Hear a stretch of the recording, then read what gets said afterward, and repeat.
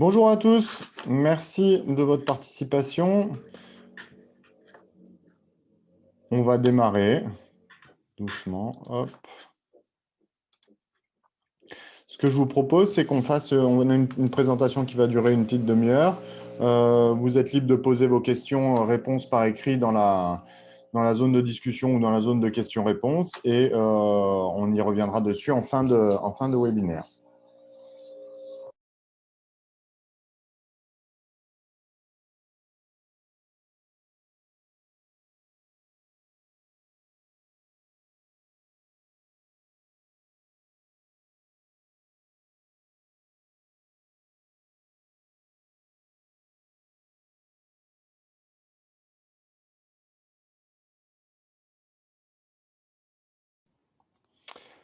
Donc, on va vous faire une petite introduction et présentation des intervenants. Ensuite, Tiffany vous présentera la partie matérielle et Gabriele la partie Pix4D Survey, donc sur les données. Et on pourra conclure et passer sur un temps de questions-réponses. On a aujourd'hui trois intervenants, donc moi-même, Nicolas Hébert, qui dirige la société Escadrone, Tiffany Rousseau, qui est commerciale sur la partie drone aérien chez Escadrone, Florian Augier, qui est responsable commercial France pour DJI Enterprise, et Gabriele qui est Ruggiero, qui est responsable commercial aussi sur la partie Pix4D France. Donc, je vous propose de vous présenter qui nous sommes, Escadrone, et puis on aura un temps de parole pour présenter, que Florian Augier puisse vous présenter qui est DJI et DJI Enterprise, et puis Gabriele Ruggiero vous présentera aussi Pix4D rapidement. Donc, Escadrone, on est une société qui a été créée en 2014. Notre objectif, c'est d'accompagner nos clients qui sont tous des professionnels dans l'intégration de la robotique autonome à leurs activités. Donc, ça passe par du conseil avant-vente, de la vente par des contrats de distribution, notamment chez DJI Enterprise et Pix4D, par exemple. Et puis, tout ce qui va avec la montée en compétences sur les produits, donc les formations, et puis tout ce qui suit la vie du produit, le support et la maintenance, avec une présence sur les secteurs aériens, marins, terrestres et sous-marins. Je vais laisser la main à Florian Augier pour présenter l'entreprise DJI. Et merci Nicolas, bonjour à tous. Déjà, on remercie Escadrone de faire ce type d'intervention. DJI Enterprise, on travaille avec Escadrone donc en direct sur la France pour représenter nos produits Enterprise. Donc, on est très heureux que Escadrone mette en avant ces produits lors d'une conférence. Un petit rappel sur DJI. Qu'est-ce que ça veut dire DJI déjà? C'est Dajang Innovation, ce qui se traduit littéralement par l'innovation sans limite, puisque DJI a deux approches globalement. C'est une approche par l'innovation de rupture, c'est-à-dire qu'on va réaliser des développements de produits qui vont être en rupture avec l'existant, qui ne sont même pas des remontées du marché. Et c'est pour ça que DJI souvent se différencie en amenant des produits qui répondent à des besoins dont on n'estimait même pas encore les besoins sur le marché. Et la seconde approche, c'est de tirer également les évolutions de produits des retours du marché. DJI, à travers le monde, c'est à peu près 14 000 salariés, dont environ un quart qui est dédié à l'innovation, donc des ingénieurs. Et c'est pour ça qu'on a un rythme de développement de produits, d'innovation qui est assez soutenu. Donc voilà, il y a des bureaux un petit peu de partout dans le monde. Et si on passe à la slide suivante, globalement, DJI se positionne sur les trois gammes, on va dire, de produits principaux, particuliers, professionnels et enterprise. Aujourd'hui, c'est enterprise qui bénéficie des plus grandes évolutions, puisque la gamme s'est élargie au fur et à mesure des années. Aujourd'hui, ce que représente DJI Enterprise en termes de gamme de produits, ça va être les Mavic Enterprise, les Phantom 4 Pro RTK multispectral et le Matrix 300 avec toute la panoplie d'accessoires et de payloads qui peuvent être intégrés dessus. Et aussi une gamme d'outils logiciels qui vont aller de la planification de l'acquisition jusqu'au traitement des données. Voilà, donc DJI a pour ambition de compléter, on va dire, toute cette chaîne de valeur qui vont aller de l'acquisition par les drones, les capteurs, à cette traitement et l'extraction des données. Voilà un petit peu pour DJI. Je laisse la main à l'intervenant suivant. Merci Florian. Donc, je vais laisser Gabriele présenter Pix4D.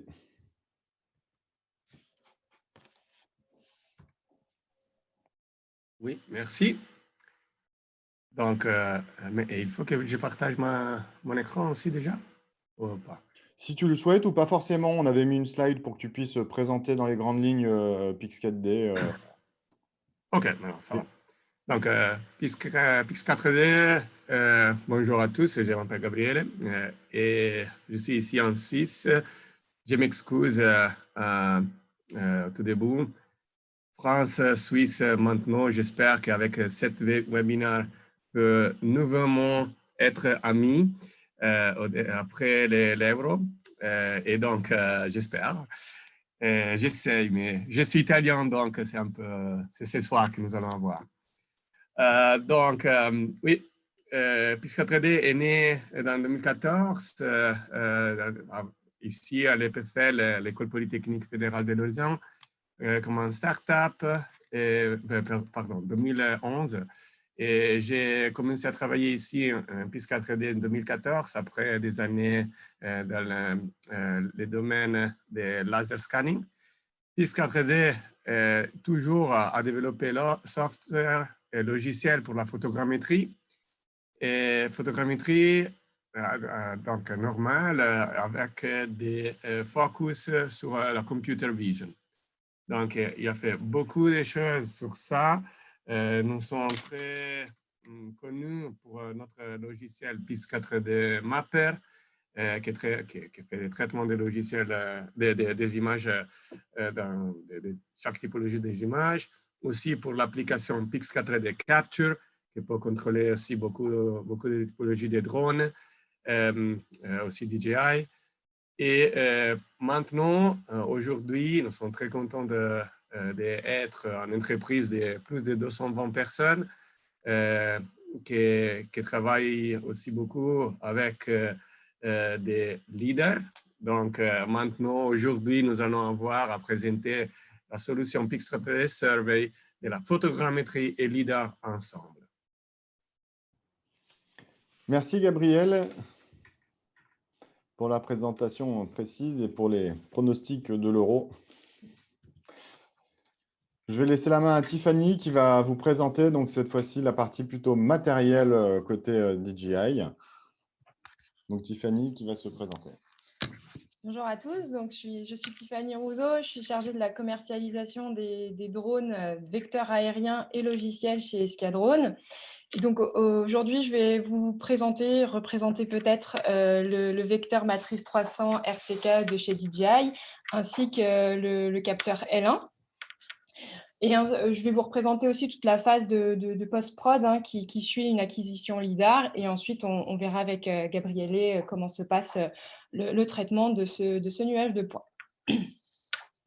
Donc, le Matrice 300 RTK a été créé par DJI pour répondre aux enjeux techniques des métiers comme l'industrie, la mesure ou encore l'environnement, la recherche. Le but, c'était d'apporter une réponse technique et polyvalente. C'est une machine qui va être sur un indice de protection IP45 et qui va avoir de toutes parts des combos de capteurs de détection d'obstacles optiques et infrarouges, ce qui va permettre de sécuriser la navigation de la machine.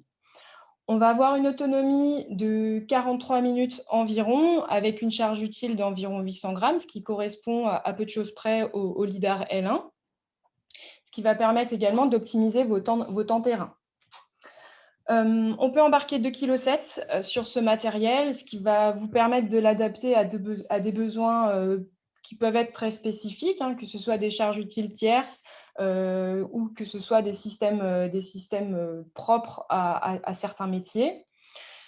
On va pouvoir également embarquer évidemment les nacelles de DJI, donc qui ont été développées spécifiquement pour ce vecteur. On retrouve notamment les caméras hybrides H20 et H20T, qui sont des caméras spécifiquement dédié pour l'inspection, la sécurité, le secours.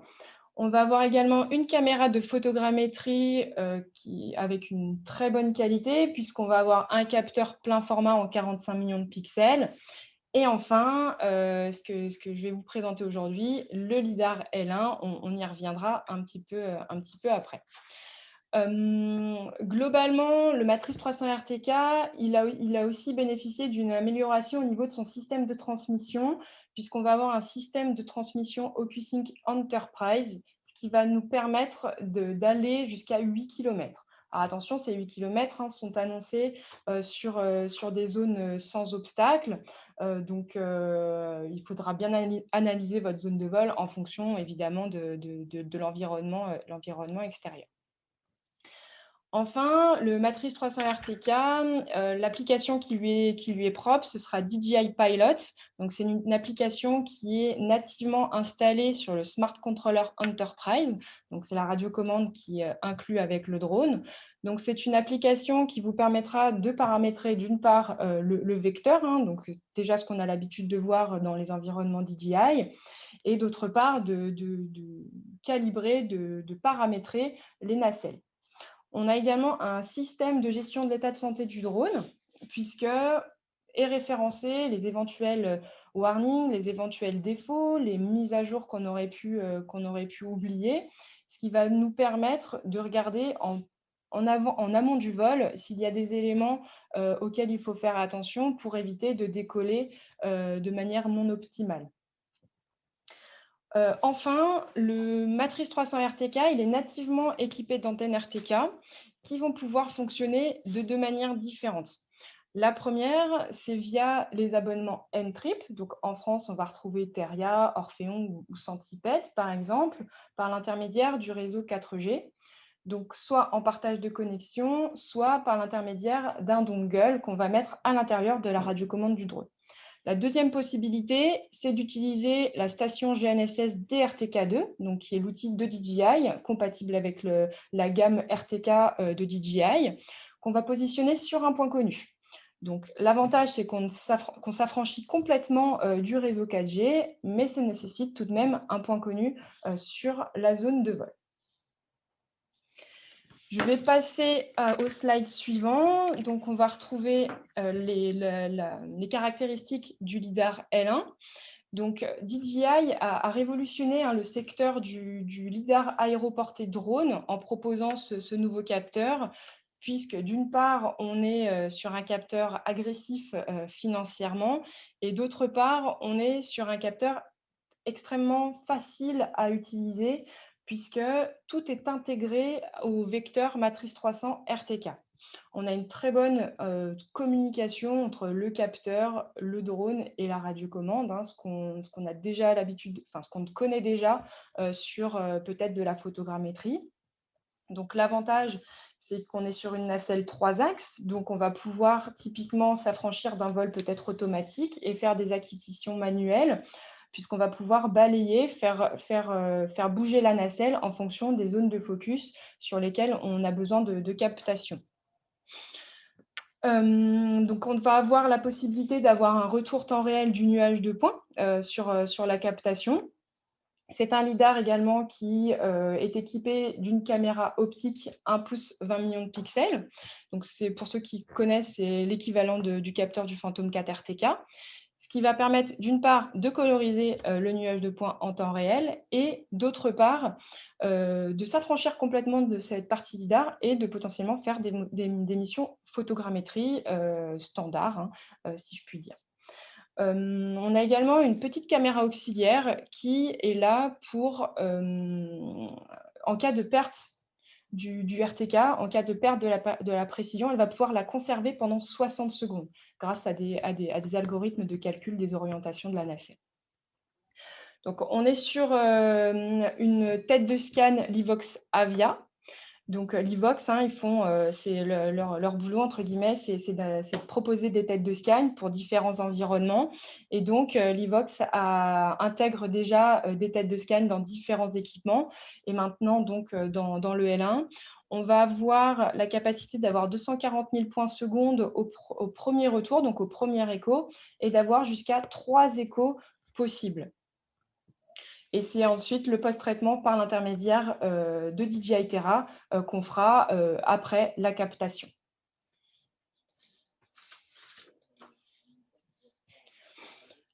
Donc, la tête de scan Avia va avoir une ouverture de 70 degrés à peu près, avec une réflectance, enfin une portée de 190 mètres avec 10% de réflectance.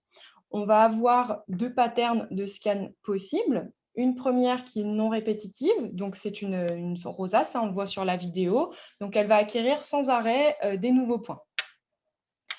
La deuxième pattern, c'est une pattern plus en balayage hein, qui va pouvoir repasser sur certains points et qui va du coup dupliquer entre guillemets l'information qu'on va acquérir.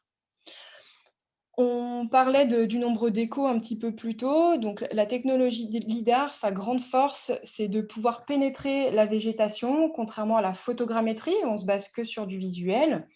Donc, la technologie LiDAR, on se base sur un faisceau lumineux. Et donc, ce faisceau lumineux, il va renvoyer une première information. Cette première information, elle va capter à peu près 80% de la puissance du signal. Ce qui fait que dans la continuité du faisceau, le faisceau va renvoyer ensuite la deuxième information, la troisième information.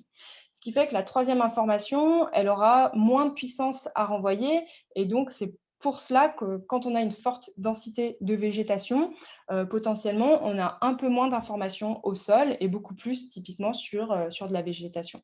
Mais la force du LiDAR, c'est vraiment de pouvoir capter ces points sols, contrairement à de la photogrammétrie où vous allez avoir juste le dessus de la couverture.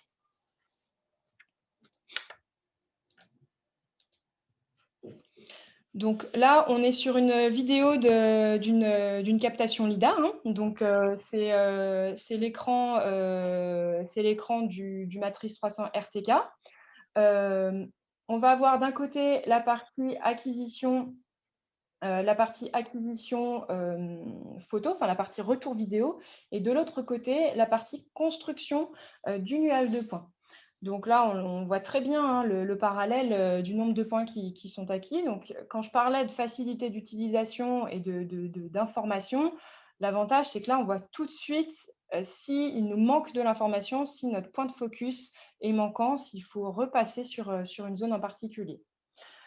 Concernant cette partie captation LiDAR, on a un autre élément aussi qui est important, c'est la calibration de la centrale inertielle.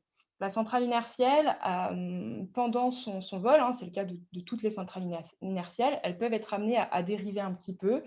Donc, ce qui est fait par DJI, c'est sa grande force, hein, c'est qu'à la planification de votre vol automatique, votre mission automatique, le drone va calibrer de manière autonome sa centrale inertielle au début de la mission, en faisant une phase d'accélération-décélération, également à la fin de la mission, en faisant le même procédé.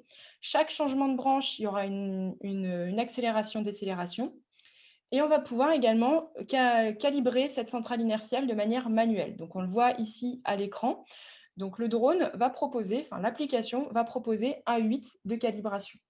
Donc, il va proposer un certain scénario. Vous allez pouvoir le repositionner là où vous voulez en fonction des imprévus de votre zone hein, ou des obstacles sur votre zone. Et donc, vous allez faire une calibration en amont de votre mission manuelle et une calibration en fin de mission.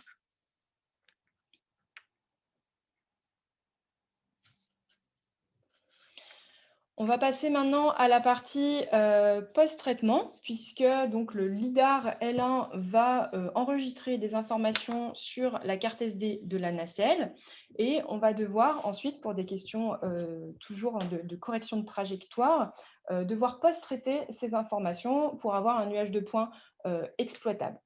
Donc globalement, ce qui se passe, c'est qu'on a un dossier à l'intérieur duquel il y a un ensemble de fichiers.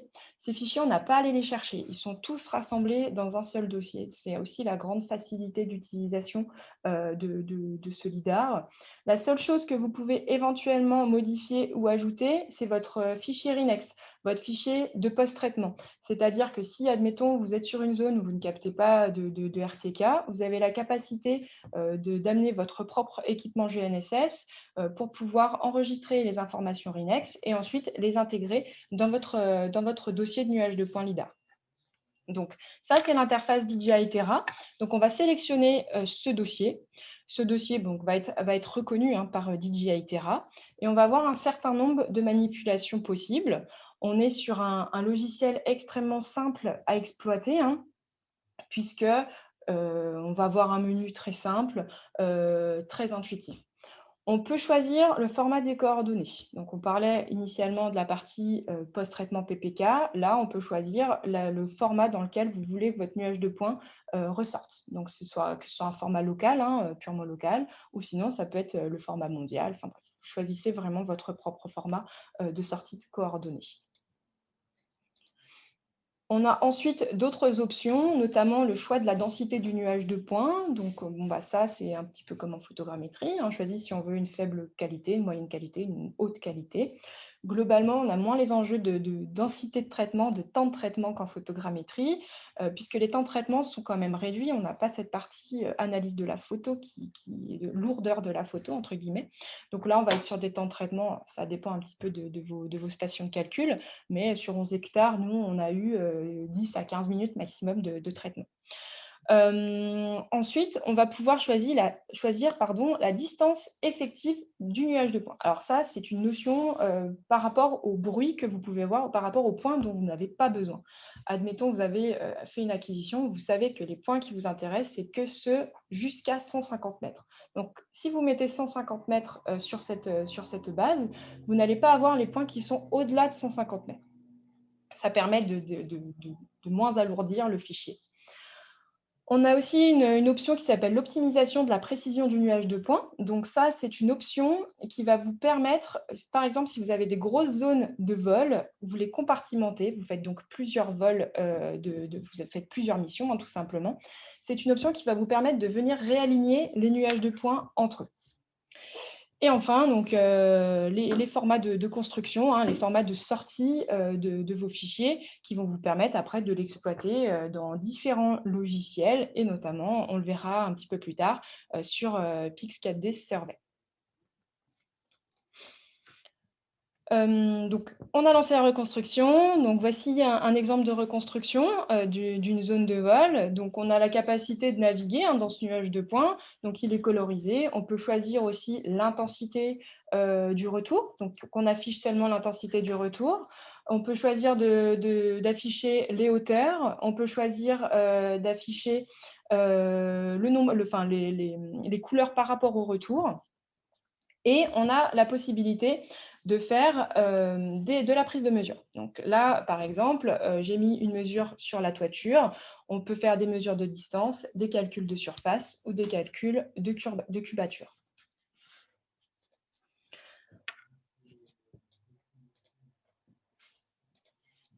Alors, le but, c'était de vous présenter un nuage de points qui soit exploitable sous Pix4D Survey.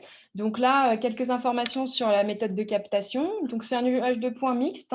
Le but, c'est qu'on ait un maximum d'informations pour qu'on puisse vous montrer la capacité de Pix4D Survey sur la vectorisation, sur le nettoyage du nuage de points. Donc, on va avoir de la ligne électrique, de la route, un peu de végétation. On a volé à 50 mètres, avec un recouvrement de 50% et une vitesse de vol de 4 mètres secondes. Globalement, on ne conseille pas d'aller au-delà de 4 mètres secondes et on conseille aussi de ne pas aller au-delà de 100 mètres sur les acquisitions. On est sur une pattern de scan non répétitive et on a choisi un nombre de 2 échos parce que la végétation, il y a de la végétation, mais elle n'est pas extrêmement dense. Donc, on a choisi ce nombre d'échos-là pour cette raison-là. Voilà pour ma partie. J'espère que c'était clair. N'hésitez pas à poser des questions au fur et à mesure de la présentation dans le chat et puis on y reviendra à la fin. Je laisse la parole à Gabriele pour Pix4D Survey, donc il va partager son écran.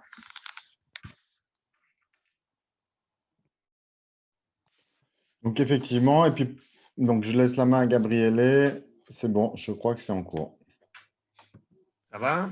Merci. Vous pouvez voir l'écran. Ouais, parfait. Merci. Donc, merci Tiffany pour toute cette introduction de l'acquisition des données.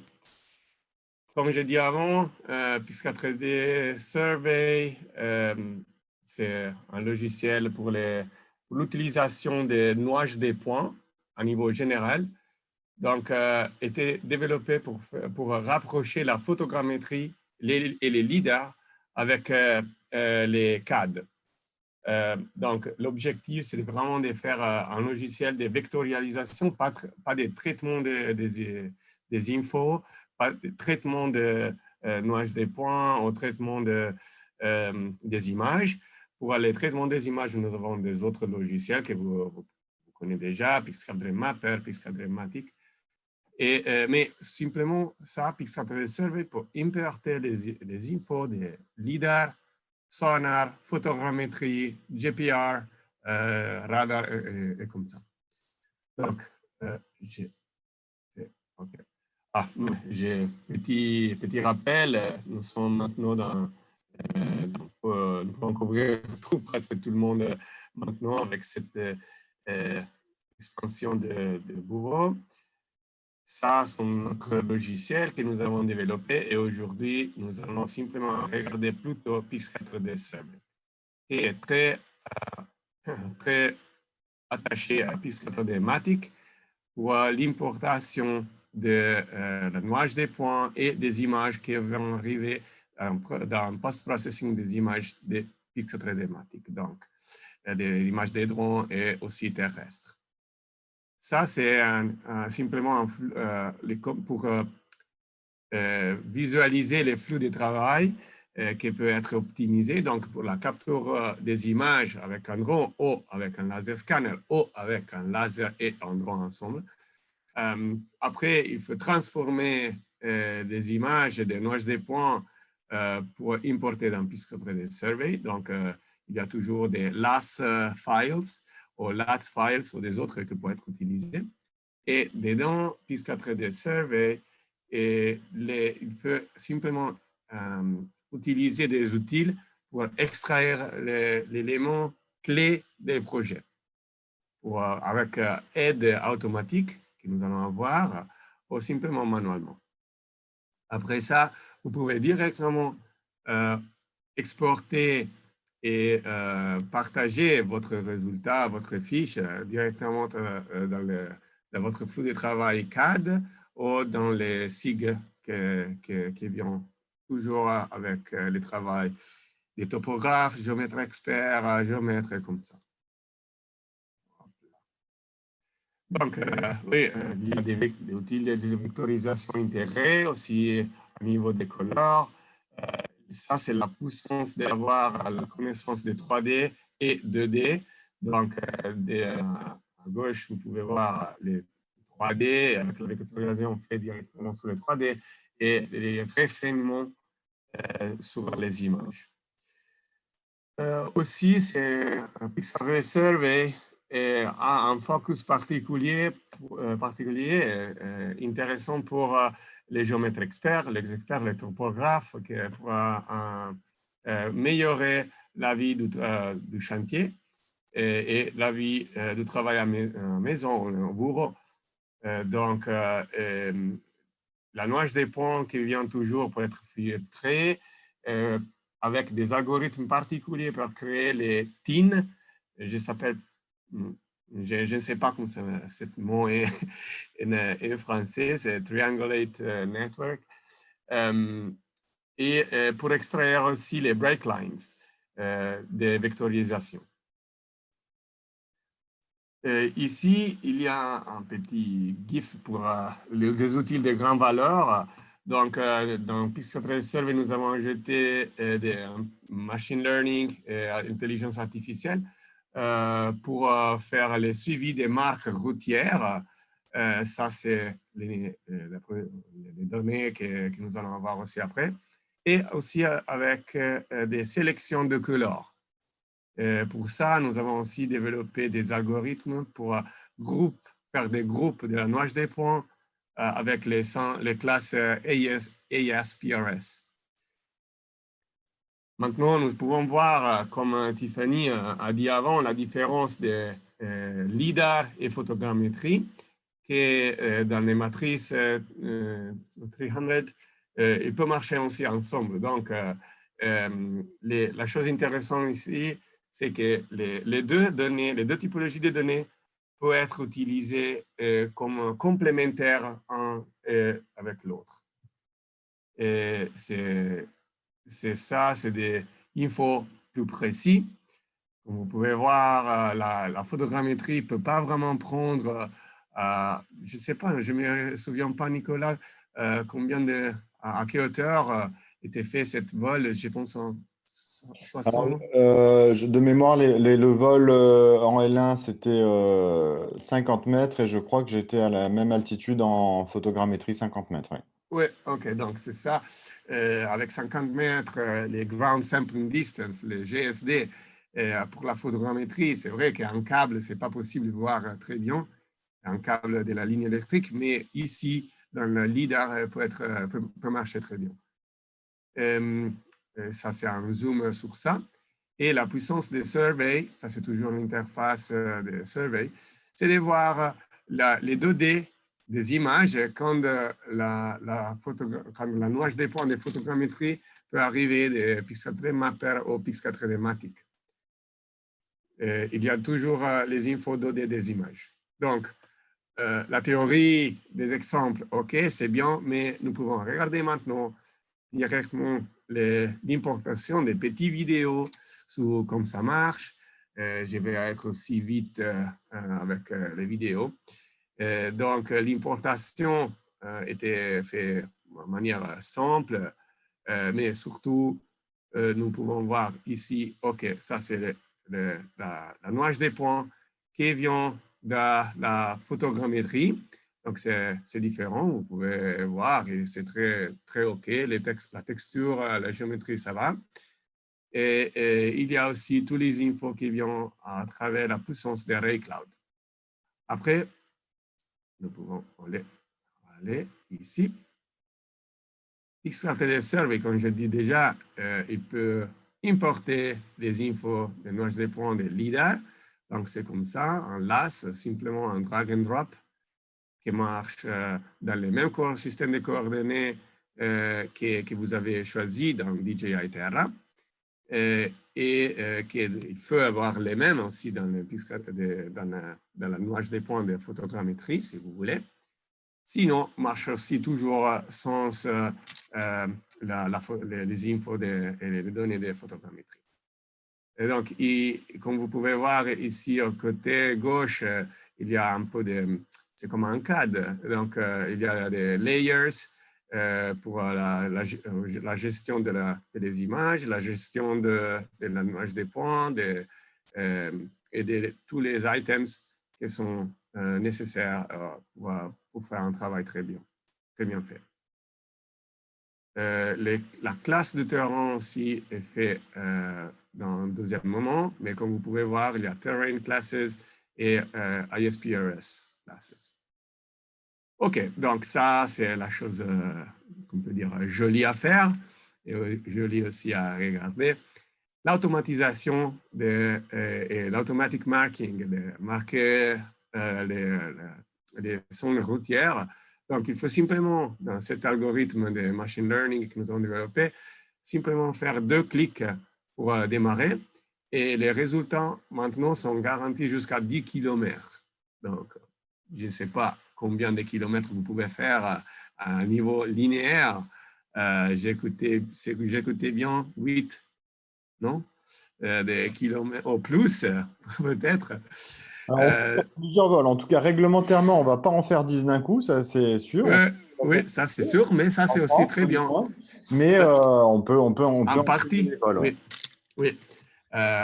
Quand la France va aussi à donner la loi pour faire Beyond Vision Line of Sight va être très, très tranquille.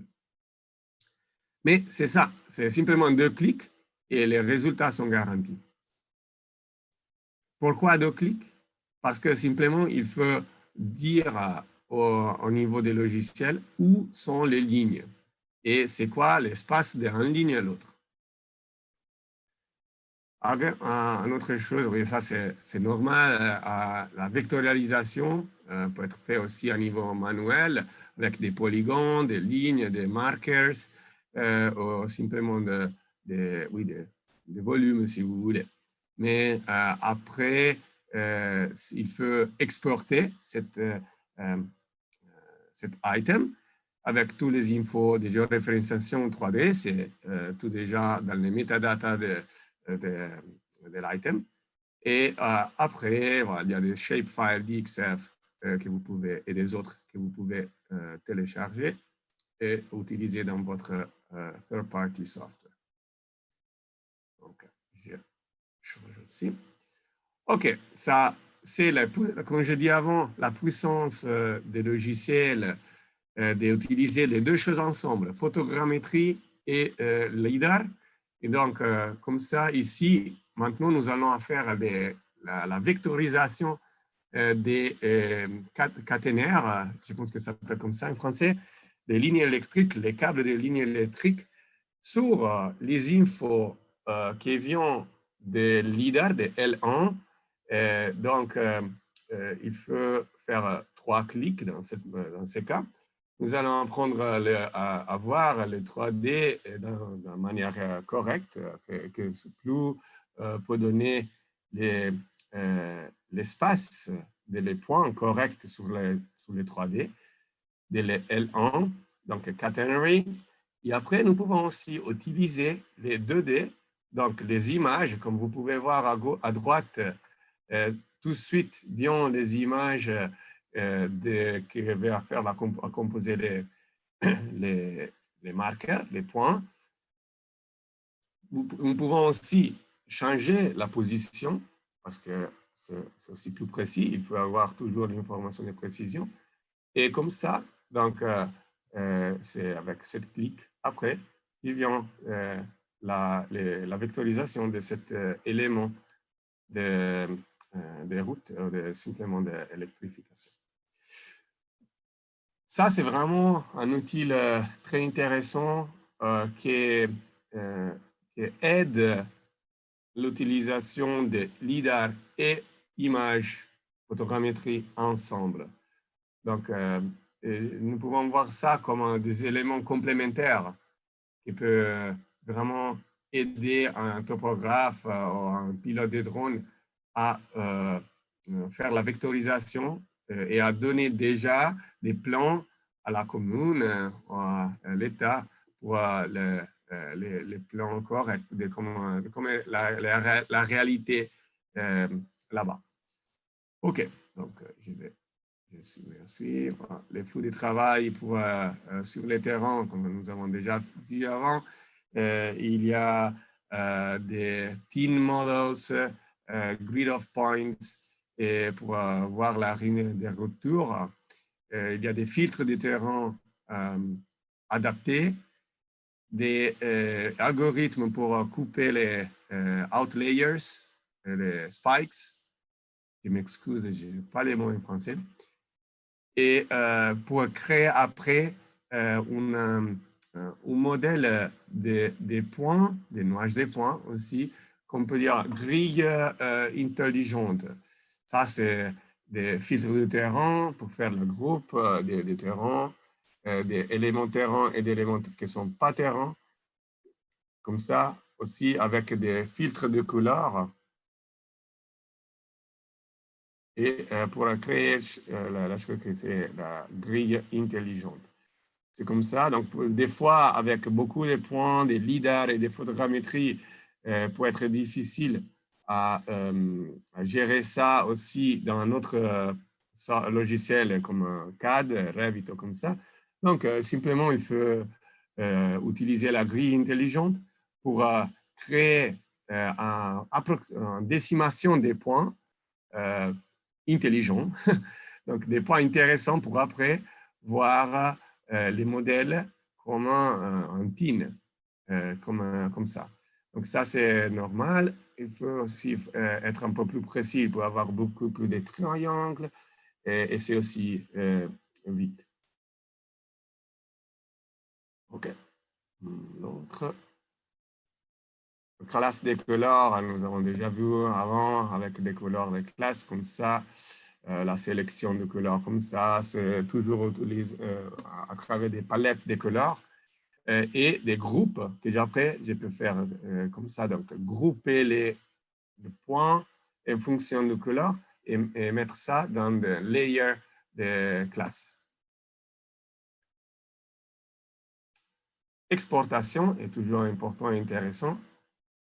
Chaque élément peut être exporté dans ce format, ou singulièrement ou en groupe, des groupes ensemble, donc des groupes de layers ou comme ça. Et oui, c'est de différentes choses, comme la nuage des points aussi peut être exporté comme LAS, et les modèles TIN aussi peuvent être exportés pour être utilisés dans des autres logiciels. Donc, des questions. Pourquoi essayer Pix4D Survey? C'est vraiment simple, vite, l'interface est très agréable et c'est facile à utiliser. Donc, il dispose d'outils qui déjà utilisent des machine learning sur votre ordinateur. Donc, il ne faut pas utiliser le cloud pour faire ça. Et permettre aussi de faire, d'améliorer les flux de travail pour aller dans des autres résultats des autres logiciels. Je pense que Nicolas, nous pouvons passer à les Q&A. Oh, si Merci, Gabriel. Merci pour la présentation. Il est bien entendu que les nuages de points présentés sont disponibles et vous seront partagés par mail, ainsi que vous pouvez bien entendu essayer aussi Pix4D Survey en version démonstration. Donc, ça peut vous permettre à la fois sur le dataset et à la fois sur l'outil, d'essayer aussi de votre côté tout ça. Je vous propose de démarrer sur les questions-réponses. J'ai vu qu'il y avait eu quelques questions-réponses qui ont été posées en cours de session. On va démarrer peut-être en petite précision. Alors, donc, il y avait une question sur, au niveau du réalignement des nuages de points, comment ça se passe si on va réaliser plusieurs vols sur une zone? Admettons qu'on ait une zone de vol de justement 10 km, comme on disait tout à l'heure, on va effectivement découper ça en plusieurs vols. Donc ça, DJI Terra va très bien le gérer, c'est-à-dire qu'on va injecter chaque vol est un dossier qui contient les données GPS, les données de la tête de scan, les données de la centrale inertielle. On va injecter, on va créer un projet qui va s'appeler route 10 km, dans lequel on va injecter les 6, 7, 8 dossiers de vol, les uns après les autres. Et DJI Terra va tout seul retrouver ces informations et aller chercher, appeler les fichiers dont il a besoin pendant son calcul de post-traitement de trajectographie. Donc ça, c'est vraiment DJI Terra qui va le gérer tout seul de son côté. Nous, ce qu'on fait, c'est qu'on importe tous les dossiers de vol et lui va aller chercher dans ces dossiers les infos dont il a besoin. Et donc, effectivement, là-dessus, DJI Terra va venir recaler les nuages entre eux. On a aussi un bouton d'optimisation de la qualité qui va essayer un petit algorithme qui va essayer effectivement au niveau des superpositions de vol d'accorder les différents vols entre eux au-delà de la précision brute du laser. Donc, il y avait aussi par la suite une question effectivement sur la précision. Donc, on peut peut-être parler de ça tout de suite. Donc, effectivement, la précision, nous, on a noté dans nos essais, donc là, à 50 mètres de haut, hein. Donc, il y a à la fois une précision, il y a une limite qui est due intrinsèquement à l'outil qui mesure, hein, et puis aussi une limite qui est due à toute la chaîne de post-process qu'il y a derrière, donc notamment la centrale inertielle. Donc, il y a deux erreurs qui sont créées. Il y a une erreur qui est vraiment brute à la mesure, hein, qui est due au laser, et puis il y a une erreur qui est due au post-process de la trajectoire qu'a pris ce laser entre le moment où l'information est partie du laser et elle est revenue. Comme on a déplacé le laser entre-temps, la source d'émission-réception de ce laser, il y a une erreur qui est générée à ce moment-là. Nous, ce qu'on note, c'est que sur des projets à 50 mètres, donc on a en altimétrie, on va avoir, si on se concentre par exemple sur une surface extrêmement plane, cette surface, elle va avoir à peu près 5 cm d'épaisseur. On va parler un petit peu de l'épaisseur du nuage de points.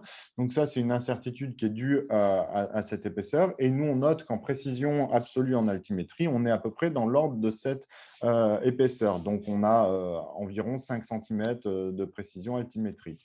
Sur la précision planimétrique, on a noté qu'on avait environ 10 cm d'erreur sur la donnée brute sortie de DJI Terra. Il faut savoir que c'est des nuages qui peuvent être recalés sur des scans statiques. Si c'est un projet qui vient combiner plusieurs nuages de points, ces nuages de points LIDAR, ils peuvent être recalés. Si vous avez, vous, des scans plus pertinents, ils peuvent être recalés, ce qui peut amener à regagner un petit peu sur la précision planimétrique, peut-être gagner 5 cm et être plutôt entre 5 et 10 qu'autour de 10. Donc ça, c'est pour la précision. On avait une question sur les hauteurs de vol et les distances qu'on peut réaliser. Donc l'outil, il a une portée qui est autour de 450 mètres. Donc cette portée théorique, on a deux sujets dans l'émission réception de ce faisceau laser qui est émis. Il y a à la fois tout le volume d'air qu'on a entre le sol et le volume d'air qu'on traverse, et donc ça, effectivement, la luminosité qu'il y a dans ce volume d'air est impactant au niveau de la déperdition de puissance du laser, donc de la portée qu'on peut avoir. Et on a aussi les matériaux, ils ont différentes capacités à renvoyer ce faisceau laser. Par exemple, dans le nuage je vais peut-être repartager mon écran, mais dans le projet qu'on a fait, là, il y avait de l'eau. L'eau va complètement absorber l'information du laser, donc on n'a pas de retour d'information, donc on n'a pas de point à cet endroit-là. Et donc il y a des matériaux, donc plus les matériaux sont émis d'un champ d'herbe, etc., plus ça va absorber l'information, donc moins bien ça la renvoie. Donc tout ça, ça va effectivement limiter la portée par rapport à la portée théorique. Nous, de toute façon, dans le réglementaire français standard, on va dire, simple, standard, ce serait au niveau européen, mais simple, on va être limité à 120 mètres de hauteur sol. Nous, ce qu'on note, c'est qu'effectivement, à 120 mètres, vous êtes quasiment sûr, excepté sur de l'eau, d'avoir une réponse du matériau sur lequel vous faites votre captation. Au-delà, après, la limite, elle est effectivement, mais ça, ce qui est bien avec le LIDAR, c'est qu'on va tout de suite le voir dans l'application DJI, c'est qu'on n'a pas de points sur ce qu'on modélise. Si vous vous mettez à 300 mètres et que vous avez des zones avec des trous sans points, c'est qu'effectivement, soit le matériau renvoie pas assez bien, soit il fait trop jour, trop lumineux. Mais entre guillemets, idéalement, si vous êtes la nuit, le faisceau est beaucoup moins perturbé par la luminosité, donc vous êtes sur les portées max. Et si vous êtes sur des matériaux béton, par exemple, qui vont relativement bien envoyer le laser, et ça va beaucoup mieux marcher que si vous êtes sur de l'herbe humide. Mais voilà, on a des limites qui sont quand même liées à l'outil, mais ces limites dans notre réglementaire aéroportée drone français et demain européen, elles sont largement acceptables puisqu'on va avoir des points, quoi qu'il arrive, nous, aux hauteurs max de vol réglementaire. Il y avait donc peut-être pour compléter aussi ce que disait Tiffany, ou peut-être un petit peu par rapport au projet qu'on a fait, nous on avait pris une vitesse de 4 mètres secondes pour avoir une densité de points assez forte, pour pouvoir justement avoir de l'information sur ces lignes et poteaux EDF. On peut, bien entendu, donc Tiffany parlait de limites de vitesse, c'est effectivement dans le cadre d'acquisition de structures complexes comme le sont les lignes électriques, elles sont assez fines. Donc là, on va essayer de limiter un petit peu la vitesse pour augmenter la densité point sol. Mais on peut bien entendu aller un peu plus vite que ça, hein. On peut naviguer à 10 mètres secondes, ça fonctionnera. Et après, on a une limite sur la centrale inertielle où il est conseillé par DJI de ne pas faire des bandes de plus de 100 secondes. Donc, on va essayer soit, si on est dans une pattern de vol automatique, de rester dans les 100 mètres, dans les 100 secondes. Donc, si vous êtes à 10 mètres secondes, ça fait 1 km, mais pas dépasser des longueurs de ligne parce qu'on va avoir une dérive qui va être due à la centrale inertielle au-delà. Et donc, l'application, elle, va faire une pattern de calibration de la centrale inertielle en bout de ligne avant d'attaquer la suivante. Donc, voilà, donc on a une limite là-dessus. Il y a des questions.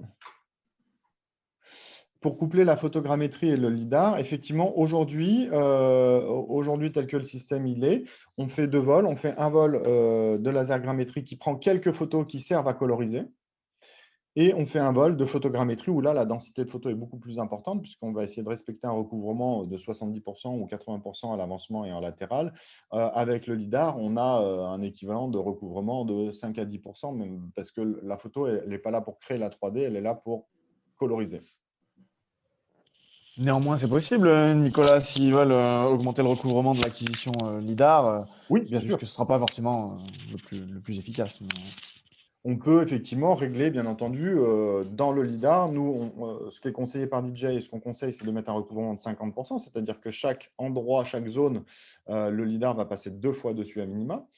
Mais on peut mettre un recouvrement lidar de 80 ou 90%, donc on va avoir des bandes qui vont se rapprocher. Et là, donc, on va aussi avoir plus de photos en même temps. Après, ça dépend des projets, mais l'intérêt de refaire la mission en photogrammétrie, c'est que vraiment, on a une maîtrise totale sur les recouvrements qu'on souhaite. Quand on l'a fait en lasergrammétrie et qu'on essaie d'augmenter la densité photo, on est plutôt sur, on est un petit peu c'est un petit peu empirique comme méthode, alors que si on fait le vol photogrammétrique, quand on choisit dans notre application, si on utilise le lidar ou le capteur photo du L1, là, on a accès au recouvrement direct de la photo du L1 et non plus le recouvrement de la fauchée du laser. Il y a une question sur le RTK, donc il y a la petite caméra accessoire là, donc, qui permet de perdre pendant 60 secondes le fixe temps réel. Effectivement, si on perd plus de 60 secondes, c'est problématique. Après, on peut de toute façon post-traiter quand même ce vol. Donc, si vous avez un fichier d'observation que vous faites en parallèle ou que vous allez récupérer du moment où vous avez fait votre vol, on peut par la suite sur DJI Terra demander d'utiliser ce fichier d'observation plutôt que d'utiliser le fichier d'observation temps réel qui, lui, est faussé par le fait qu'on a perdu le fixe pendant le vol. Il y a 2 questions peut-être sur Pix4D où je vais laisser la main à Gabriel. Donc, pour l'extraction des breaklines, est-ce que c'est quelque chose qui sait se faire automatiquement? Est-ce que l'intelligence artificielle, entre guillemets, va trouver tout seul les breaklines pour les exporter? Ou est-ce que c'est de la sélection manuelle? Oui, c'est automatique et avec des paramètres de contrôle qui peuvent être plus ou moins fines, donc plus ou moins précis. Et c'est toujours en fonction de l'intérêt et de l'objectif à prendre. D'accord, merci. Et donc, sur Pix4D aussi, sur Pix4D Surveille, toujours une autre question. Peut-on modifier le type de ligne? Alors là, je pense que c'est une question qui fait référence à la ligne électrique et ou la ligne de tracé routier. Je crois je vais peut-être laisser Gabriel répondre, mais pour moi, il y a 2 algorithmes. Il y en a un qui va travailler sur la ligne électrique et un qui va travailler sur la ligne blanche. Mais ces deux types-là, après, on peut dessiner en manuel. Mais peut-être je te laisse compléter, Gabriel. Oui, c'est Nicolas, c'est parfait, c'est juste. Donc, pour sélectionner, pour aider, pour commander à le logiciel d'utiliser des algorithmes d'intelligence artificielle, il faut choisir l'outil. Donc, ligne, oui, mais typologie catenary ou Mark Roads. Et après ça, chaque point que vous avez vu avant, les petits boules, les petits cercles, peut être aussi après modifié de manière manuelle pour être plus précis. Donc, je ne sais pas si vous vous souvenez, quand nous avons fait les premiers points, les deuxièmes points de la catenary, les points étaient sur l'herbe.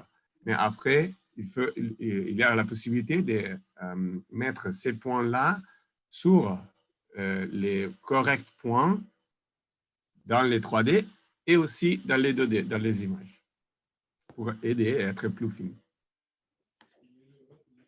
Merci. Et du coup, donc une question peut-être qui vient compléter sur l'exemple qu'on a présenté là. Donc, il y avait un petit bout d'autoroute, une ligne, un petit bout de forêt et puis un petit peu un fossé talus. Combien de temps à peu près faudrait-il pour classifier le nuage de points, entre guillemets, extraire au moins le MNT, la végétation haute et puis la végétation basse? Mais l'outil, le logiciel est vraiment très vite. Donc, il a, la texturisation, le color classes, il a pris en 2 minutes. Et aussi les TIN est pratique. Donc, en fonction de la densification des triangles, c'est peut-être, ils sont vraiment, c'est des secondes. La vitesse des vidéos était pas bit, donc était simplement normale au 1,5 fois. Donc, pas trop. D'accord.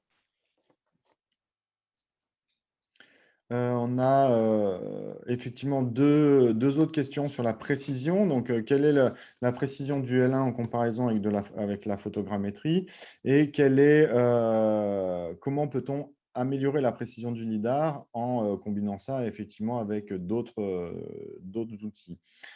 Sur la précision du L1, si on compare sur des zones où la photogrammétrie marche bien, la photogrammétrie a une meilleure précision que le LiDAR.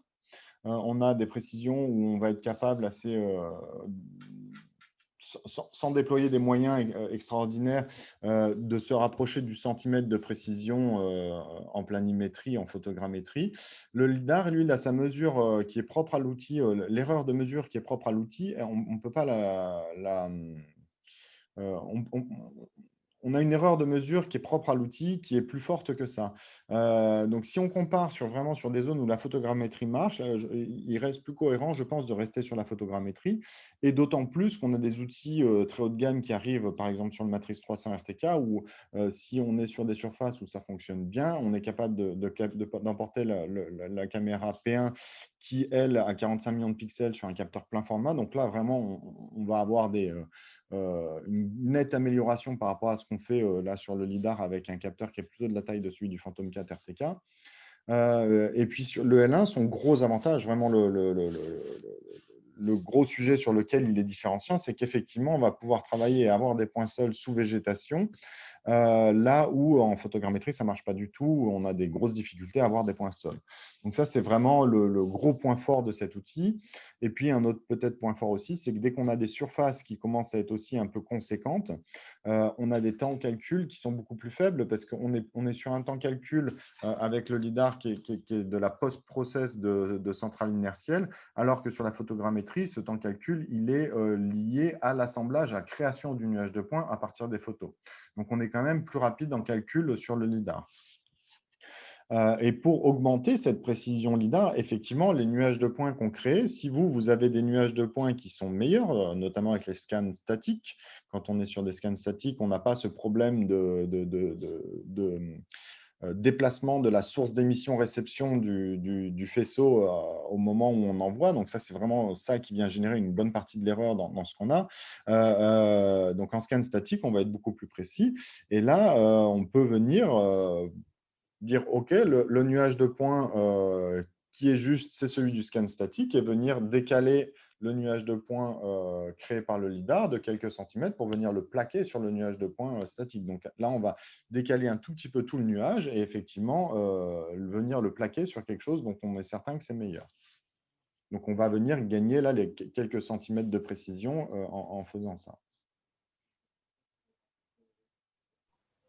Il y avait une question, Nicolas, sur est-ce que DJI Terra était fourni avec le L1? Effectivement, Terra pour l'exploitation et l'export du nuage de points LiDAR est inclus et est gratuit pour toute l'utilisation des lasers sans limite de temps.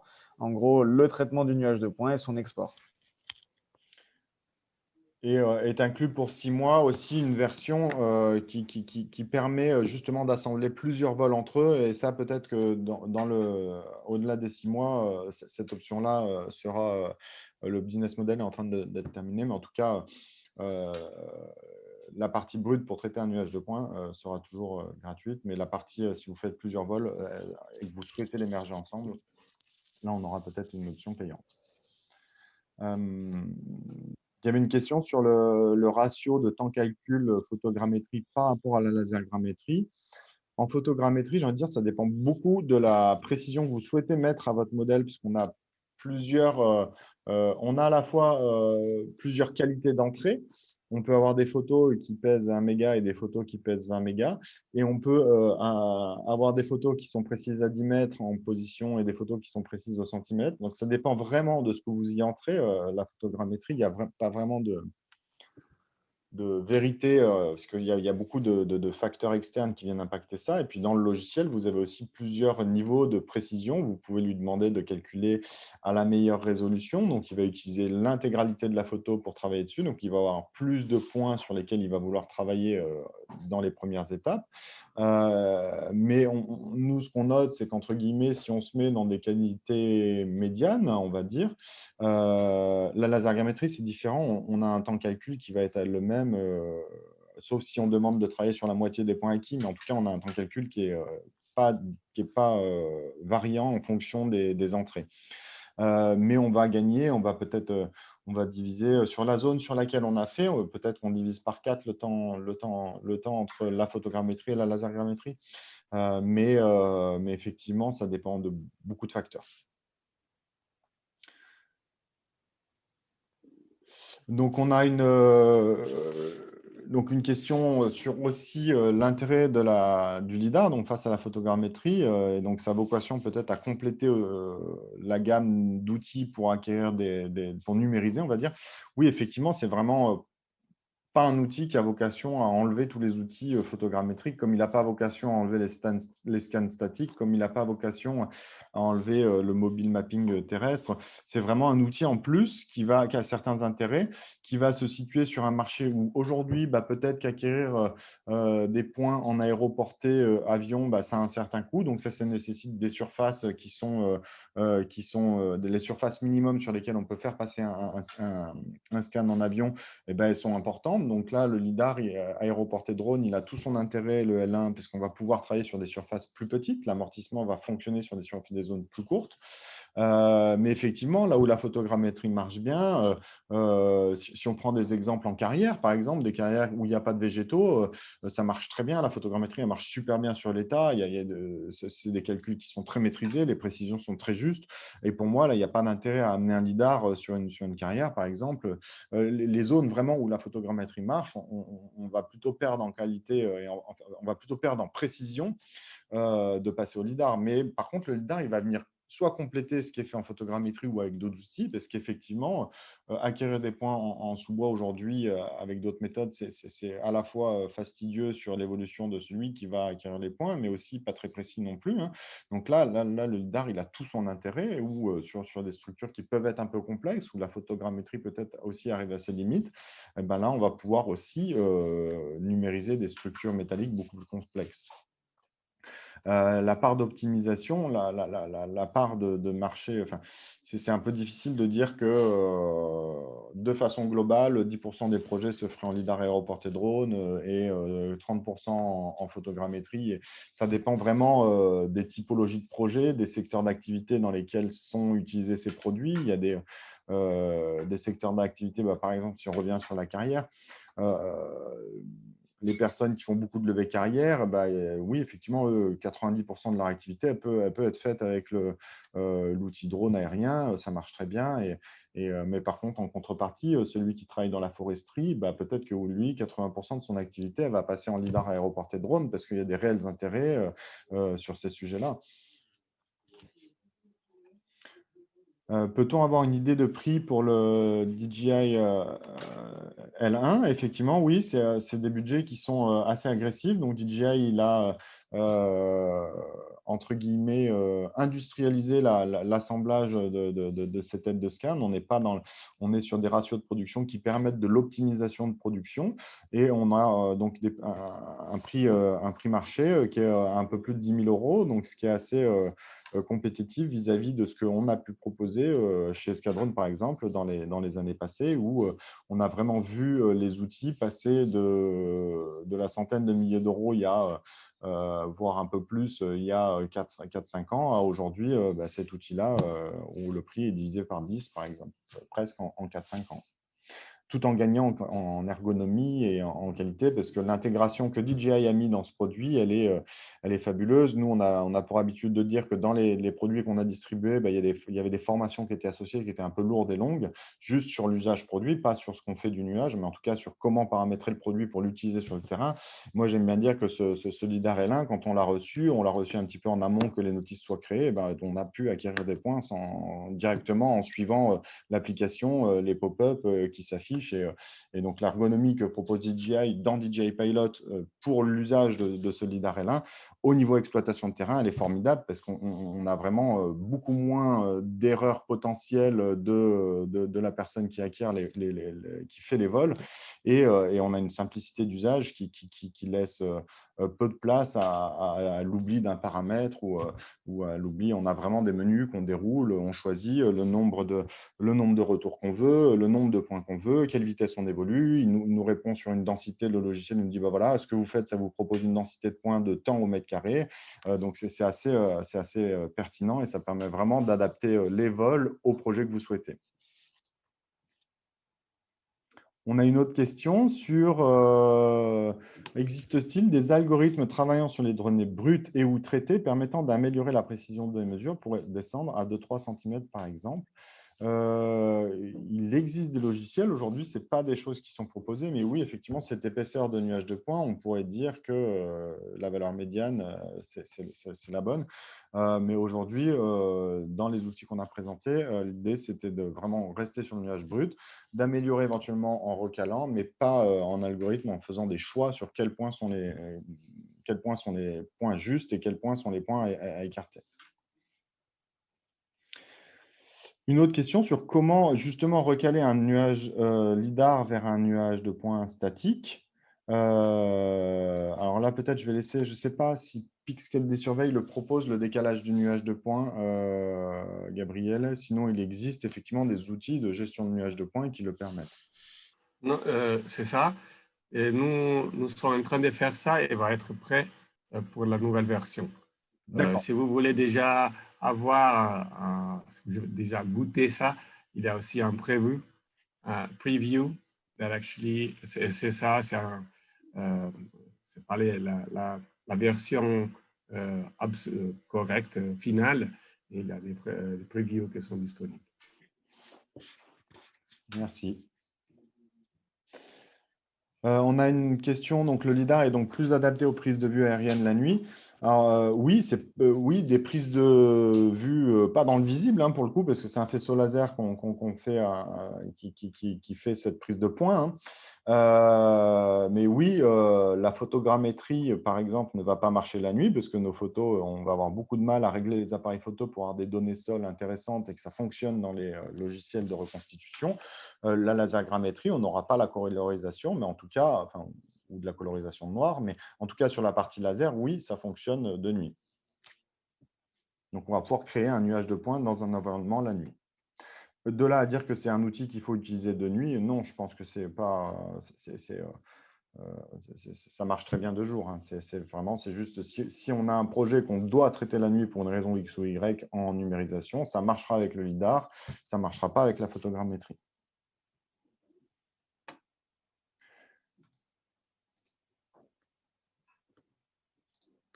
Donc, effectivement, sur les recalages, c'est ce que peut proposer ce dont parlait Gabriele. Soit on recale sur un autre nuage de points, soit on va recaler sur des points qu'on connaît. Ces points, effectivement, il faut qu'ils soient pris sur des zones qui apparaissent assez bien en lasergrammétrie, mais ce sera des choses qui seront possibles dans les outils de venir recaler un petit peu, décaler tout cet ensemble de nuages avec des points de calage, un petit peu comme ce qu'on fait en photogrammétrie modulo, qu'effectivement, ces points de calage sont un peu plus durs à prendre en lasergrammétrie. C'est assez simple de prendre un point de calage altimétrique si on a une surface qui est plane. Par contre, de prendre des points de calage planimétriques, c'est un peu moins évident et Mais en tout cas, c'est des choses qui vont être intégrées, ce que disait donc Gabriele, dans Pix4D et Surveille, et c'est des choses qui vont arriver aussi dans d'autres logiciels. J'espère ne pas avoir oublié de questions. S'il y en a qui ont été oubliées, n'hésitez pas à les reposer dans le flux.